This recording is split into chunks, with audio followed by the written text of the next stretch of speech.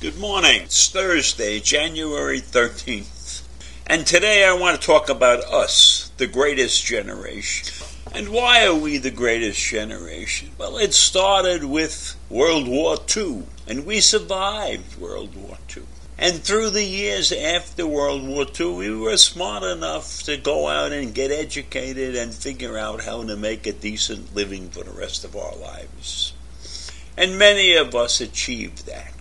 But in addition to that, we also lived in a period of great advances in the medical professions. And we now have witnessed a universal event, a heart transplant of a pig, an entire heart of a pig transplanted into a human.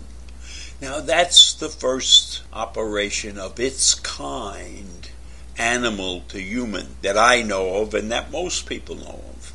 But I remember on December 2nd or 3rd of 1967, and I was driving to work at Publishing House.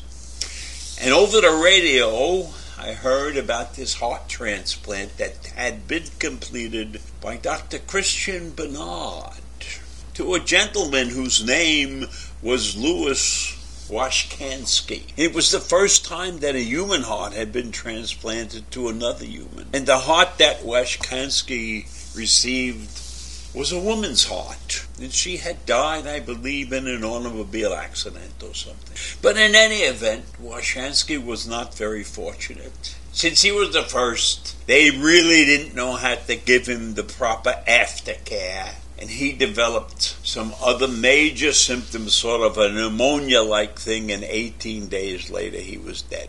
But he was the first, and that didn't stop Bernard, because a month or two later he transplanted another heart, and that person survived. And that's why we are the greatest generation, not simply because of this heart transplant, but because of all the medical advances that we have seen over the years.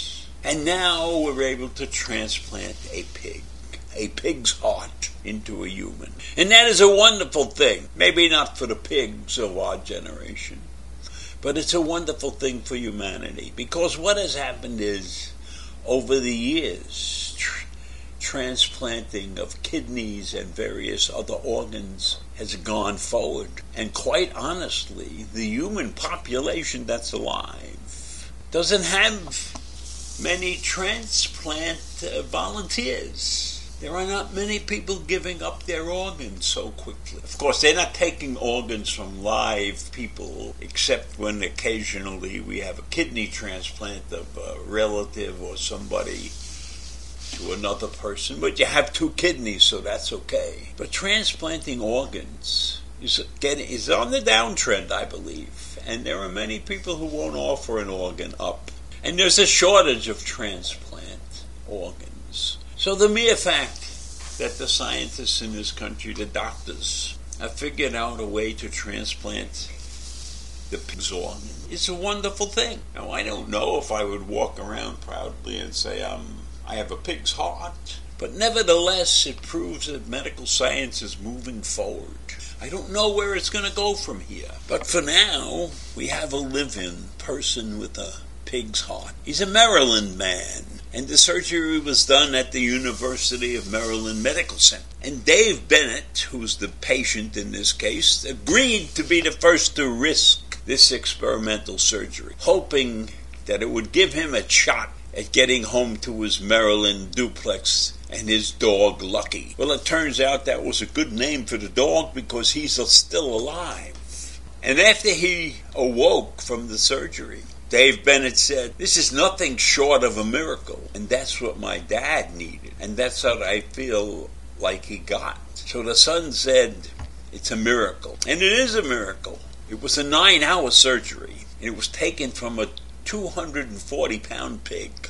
And this pig was genetically edited, right? He had his genes changed specifically for the purposes of this operation, this type of operation. So that's going to be a brand new industry in this country. Genetically engineered pigs to save humans. That's an amazing step in the medical world. Now, the amazing thing about the operation is that the elder Dave Bennett is breathing on his own without a ventilator. He's being helped to breathe by an ECMO machine, which is a machine which is replenishing the oxygen that goes into his lungs. So he's getting some help breathing right now. And there's no question in my mind that he's going to survive this thing.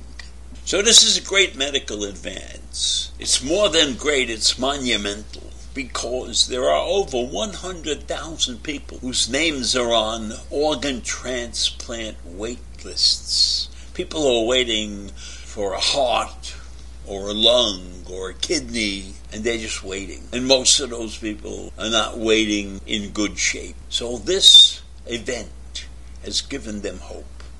At least I believe it's given them hope, because it's a step in a monumental direction. Imagine if we can develop organs from animals like pigs that meet the needs of humans. Then virtually we could eliminate wait lists for transplants. Now, pigs have similar organs to humans, and that's why obviously the pig was used. But maybe they could use monkeys. Who knows? Who knows where this could go? So I say, once again, that this is the greatest generation. Now, this is the tail end of our generation, so we can't take credit for this particular step. But without the medical advances that our generation created, there would not be the advances that this generation has created. So I'm very happy today that I'm a member of this generation and that I am still alive to see what's going on. And I hope most of you out there feel the same way,